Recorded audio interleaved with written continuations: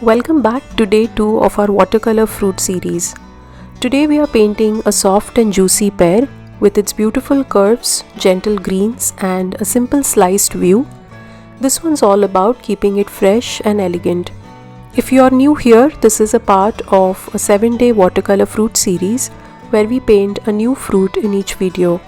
So be sure to check out the rest and follow along. For paints, I'm going to use the Daler Rowney Aquafine 48 half pan set. This set has a beautiful collection of shades to paint all kinds of watercolor subjects. The set also comes with a size 4 round brush, which is a perfect size to get started with painting. Today we are going to use a couple of shades of yellows and a few greens such as sap green, olive green and hooker's green. We will also use a few shades of brown to mix some nice earthy shades of green. For exact shade names, please check description box below, where I have also shared a link to this set.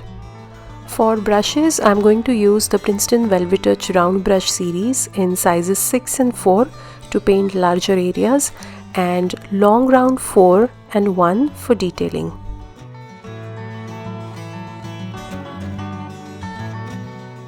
For mixing paints, I'm going to use some ceramic palettes that I have handy with me, but you can also use the mixing tray of your palette. For paper, I'm going to use the Canson XL watercolor paper, which is 140 pounds and it is in the size 9 by 12. I have cut down these sheets into smaller sizes to use them for painting the fruits. The paper has a beautiful texture and I absolutely love it for layering and wet on wet watercolor techniques. To clean my brushes, I'm going to use a tissue paper or a kitchen towel. We are also going to need 2 cups of clean water to rinse our brushes and to apply layers of clean water wherever we are going to do some wet on wet techniques. We are also going to need a pencil and an eraser for sketching purposes,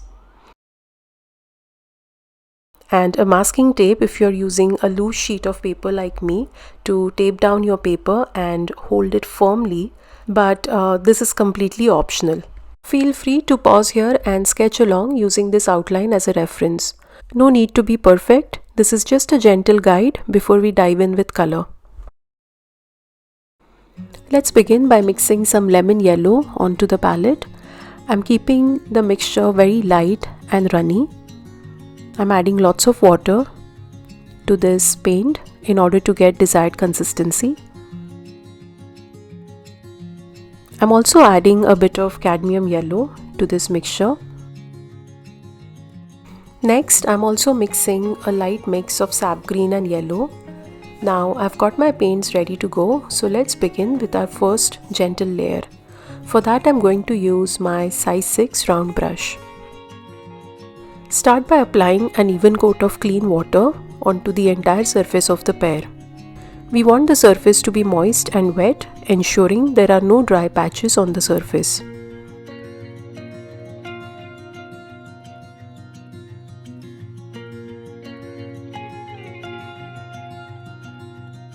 We will keep a soft highlight in the middle portion of the paper.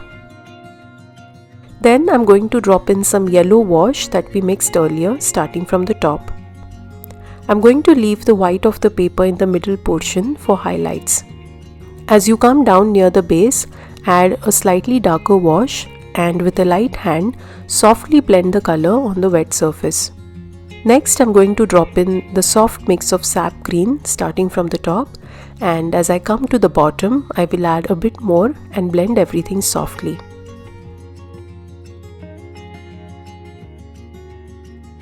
Then I'm loading my brush again with the same mix of the green paint and layering it again to create a slightly darker layer.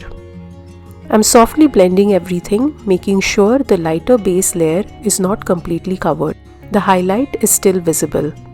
Now I'm mixing a darker value of just sap green and applying it on the wet surface. I'm gently dabbing it in the middle, top and bottom portion of the pear. Once I've placed the color, I'm blending everything with a clean moist brush.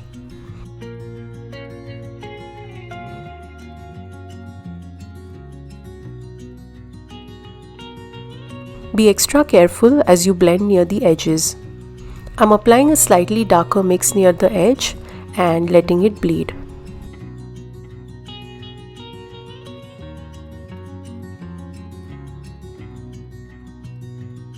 I'm also adding a tiny bit of darker value near the highlight to get a good contrast.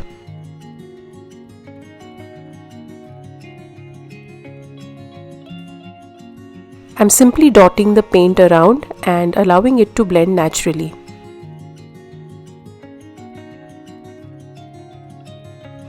The dotting action creates a beautiful texture near the surface.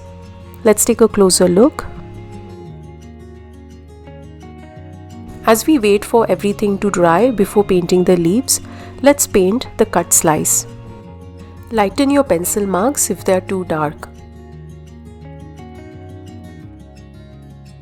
Then I'm mixing an extremely light wash of lemon yellow with a hint of yellow ochre and diluting it with a lot of water.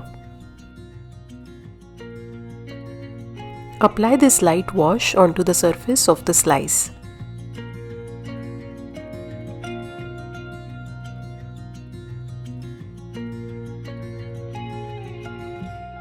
Cover the surface evenly with this paint. Then dot in the same paint with thicker consistency near the bottom, middle and side areas to show the changing color of the flesh.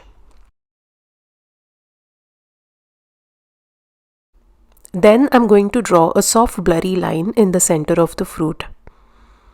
After that, with the help of a size 1 round brush, I'm adding more details near the top and bottom portion of the pear to show some green of the fruit. Blend everything well.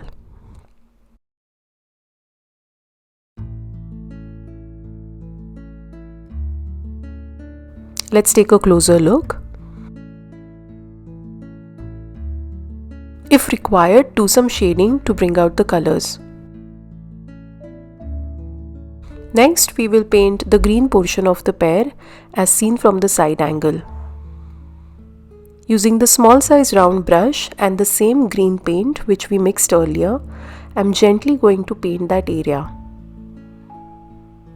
Use a slightly darker mix of green for shading if needed.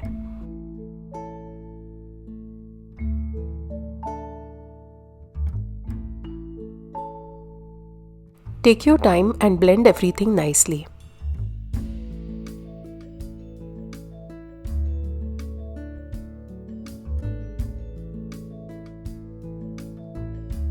Once you're done blending the right hand side, go ahead and add subtle border around the left edge of the pear to show the skin peeking through. Let's go ahead and paint the stem now. Mix some brown paint which is not too runny and carefully go over the stem and fill it in. We will paint the stem of the other pear as well. Add extra details using even a darker mix of brown to add depth and texture to the stem.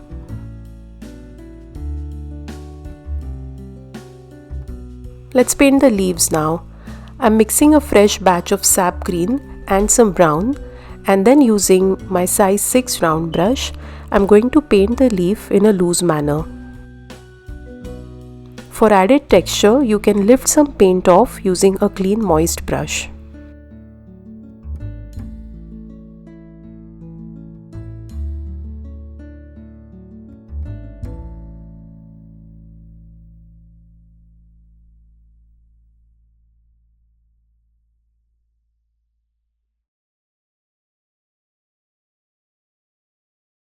Then I'm switching to a small size round brush and doing some detail work around the stem of the leaf.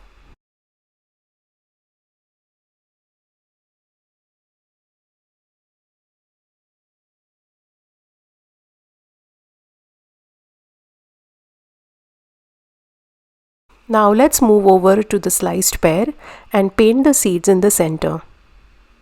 Before you do that, make sure the surface is dry. Paint in the seeds and add some final details near the bottom and center line of the slice.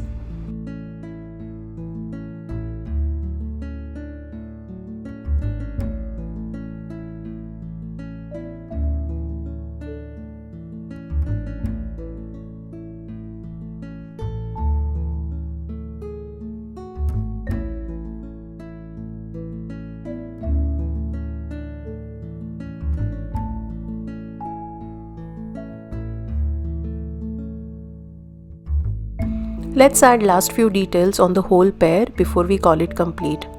I'm going to paint the back portion of the fruit as we see it peeking from the front. A soft edge behind the stem. Let's paint that portion green.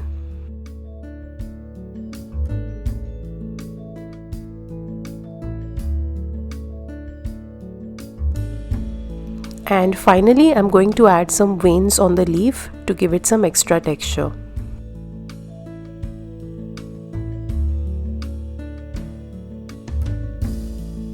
And here it is, our finished pear painting.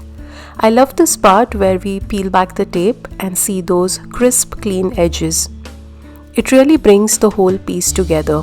I hope this painting brought you a moment of creative joy and that you feel proud of what you created today. This is just day 2 of our 7-day fruit series, so there's lots more to look forward to. Don't forget to subscribe to my channel so you don't miss the next videos. We will be painting a new fruit in each episode. Thank you so much, and I'll see you in the next one.